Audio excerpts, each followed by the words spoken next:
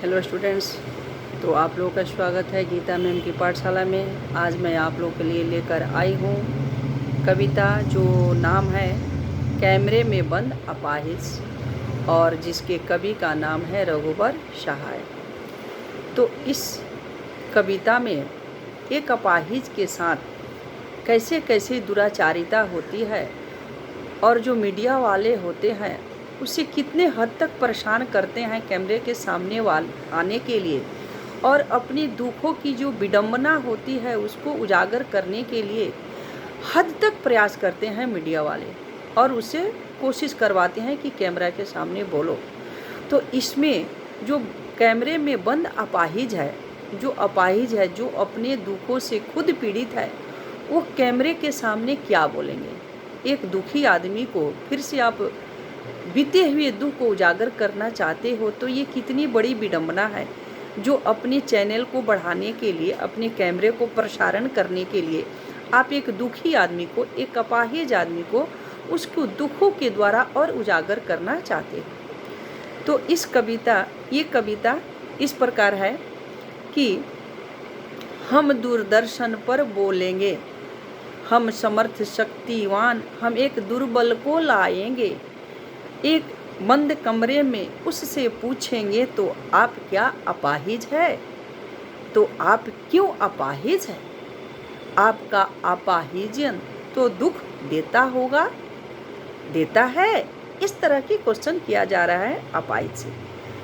हाँ, तो बताइए आपका दुख क्या है, जल्दी बताइए, यह दुख बताइए, आप बता नहीं पाएगा। मीडिया वाले क्या करते हैं, अपाहिज को कैमरे के सामने लाते हैं और बोलते हैं, वो तो एक खुद अपने दुख से मजबूर है, और उनको बोलते हैं कि हम दूरदर्शन वाले हैं, आप जो भी बोलिएगा हम अपने दूरदर्शन पर दिखाएंगे।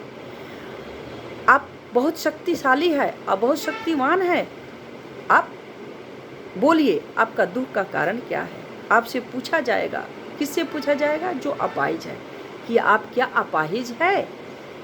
आप ही लोग सोचो, बताओ कि जो आदमी दुखी होता है वो तो हमें देखकर ही समझ में आता है कि ये आदमी दुखी है। फिर हम उससे पूछते हैं कि क्या आप दुखी हो, आपके दुखी का कारण क्या हो।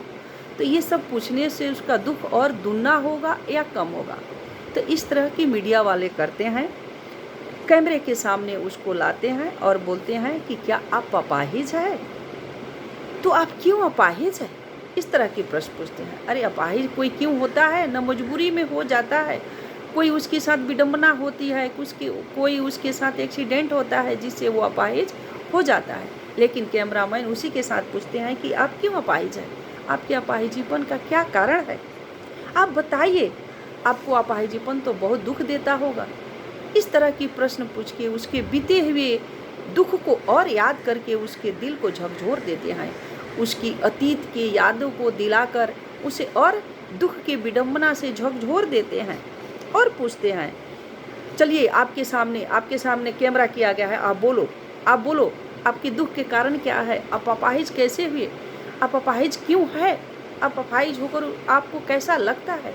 इन सारे प्रश्नों को उससे करते हैं। यह प्रश्न बहुत बेतुका होता है। इस तरह से किसी भी असहाय से प्रश्नों को नहीं पूछा जाना चाहिए।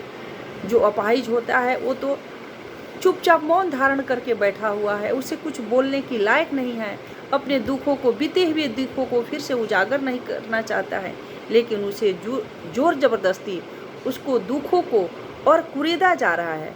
उससे प्रश्न पूछा जा रहा है कि आपकी अपाहिजन तो आपको दुख देता होगा। अरे ये सब पूछने की बात है, आपको लग नहीं रहा है कि उससे पूछ रहे हो। आप तो दूरदर्शन पर अपनी चैनल को बढ़ावा देने के लिए उससे पूछ रहे हो, उसको दुख को आप कम करने के लिए नहीं पूछ रहे हो, उसको दुख को और ज़्यादा दूर करने के लिए आप इस प्रश्नों को बता रहे हो। उसके बावजूद भी कहते हैं कि आप जल्दी कीजिए, जल्दी बोलिए, आपको कैसा लग रहा है, आप कैमरे के सामने बोलिए, जल्दी बोलिए।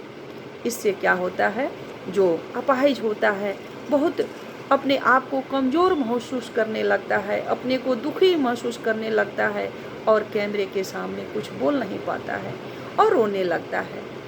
तो उसकी अतीत की जो दुख होती है, ये मीडिया वाले और उजागर करके उसे दुखों में और डुबो देते हैं, जिससे वह झंकृत होकर अफसोस करके मौन धारण कर लेता है। इस पहला जो काव्य पंक्तियाँ में इसकी यही व्याख्या थी। और आज मैं इतना ही रखती हूँ। जो नेक्स्ट काव्य पंक्तियाँ हैं मैं दूसरे वीडियो में लेकर आऊँगी। तब तक के लिए आप कोई इसमें से यदि काव्य पंक्तियाँ समझ में नहीं आई है या इससे कुछ MCQ आप लोग देखना चाहते हो या कोई इंपॉर्टेंट क्वेश्चन जानना चाहते हो तो आप लोग कमेंट बॉक्स में आप लोग कमेंट कीजिए।